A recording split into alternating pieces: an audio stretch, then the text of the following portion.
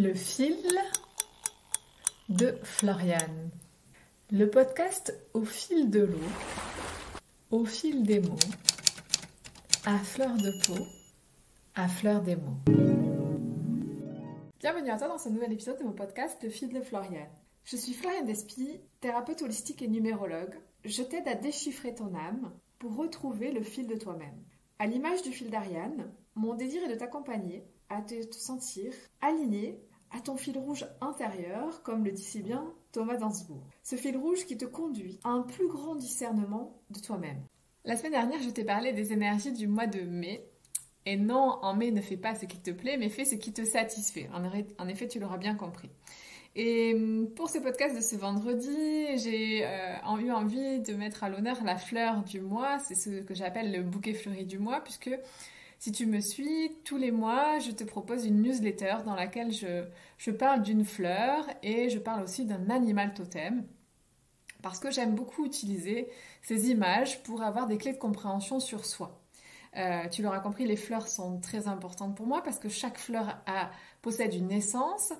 Et dans le programme que j'ai créé, l'idée c'est de comprendre quelle est notre propre essence à nous, quelle est notre fleur à nous qui demande à s'épanouir, qui parfois est cachée par de la végétation, des couches qui l'empêchent un peu de respirer, de vivre, d'oser créer des choses qui vibrent pour elle.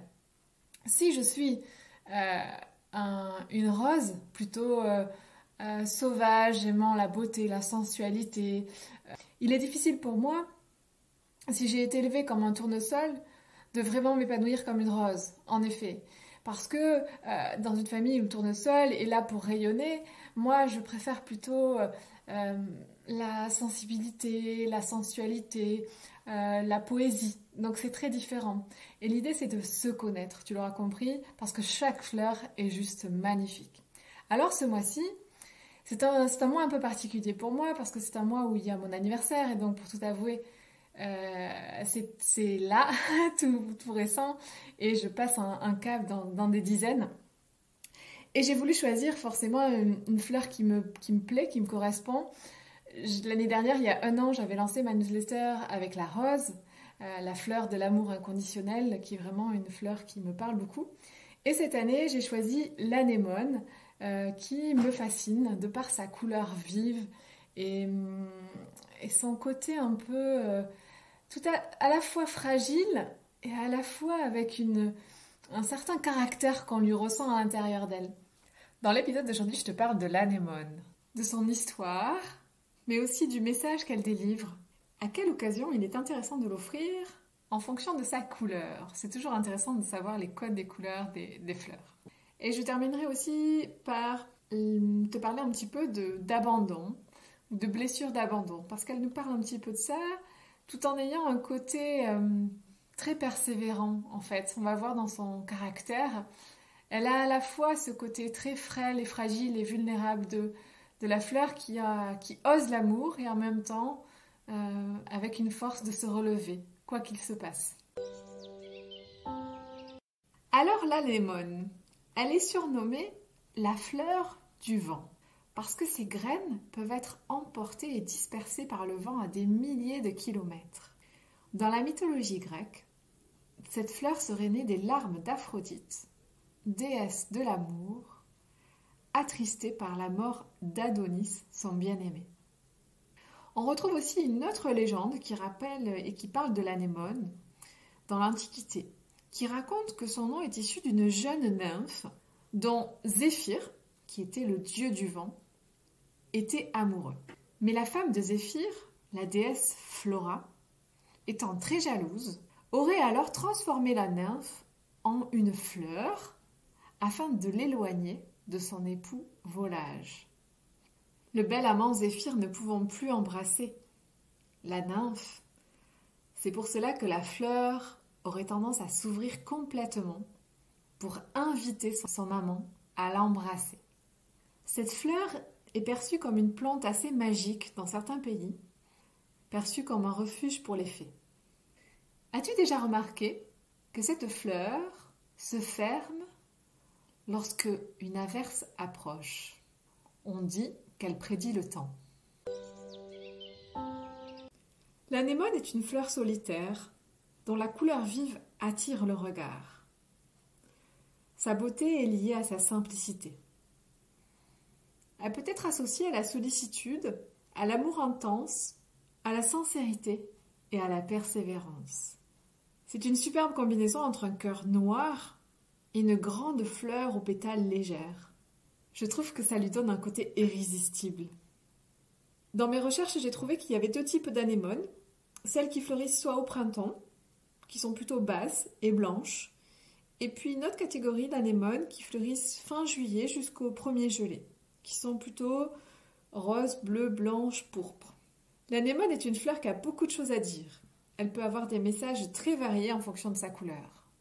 L'anémone bleue nous dit « Mon cœur est très attaché à toi, mais dans la sérénité. » L'anémone blanche nous dit « J'aime la pureté de tes intentions qui ne sont pas sexuelles. » L'anémone rouge nous dit « J'ai foi en mon amour et j'arriverai à le faire triompher avec un calme autoritaire. » L'anémone jaune nous dit « Je sais que ma confiance sera un jour récompensée. » Quelle que soit sa couleur, elle affirme que dans tout ce qu'elle entreprend, elle persévère, même si elle a conscience qu'elle peut être abandonnée et souffrir en amour, elle n'abandonne pas.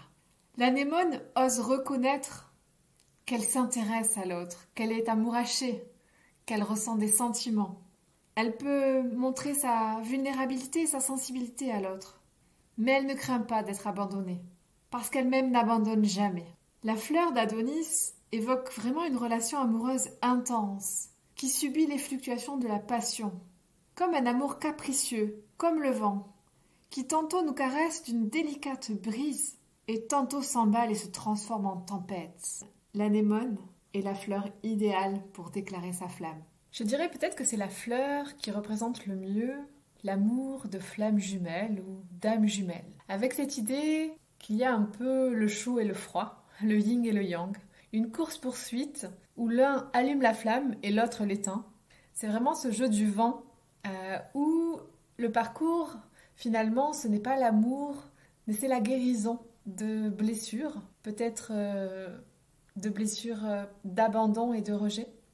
Mais forcément, en amour, il est question quand même de beaucoup de blessures. Et cette fleur nous le montre, c'est de guérir cette blessure d'abandon pour vraiment s'abandonner à l'amour avec toute sa pureté, avec une intention première de juste aimer, sans rien attendre, juste l'envie d'aimer, l'envie de vivre l'amour, de le déclarer à l'autre, de ressentir ce que ça fait chez nous, sans chercher à être validé par l'autre et sans avoir peur d'être abandonné. Je ne sais pas si tu connais le livre de Lise Bourbeau sur les 5 blessures qui empêchent d'être soi-même, où elle reprend les blessures et nous parle de la blessure d'abandon. Je t'invite à aller voir. En tout cas, je trouve que ça donne des clés de compréhension pour comprendre un petit peu comment on perçoit l'amour chez l'autre, parce que nous revivons, nous réactivons des blessures quand nous tombons en amour pour quelqu'un. Et l'idée, c'est d'aller pointer du doigt ou mettre de la conscience plutôt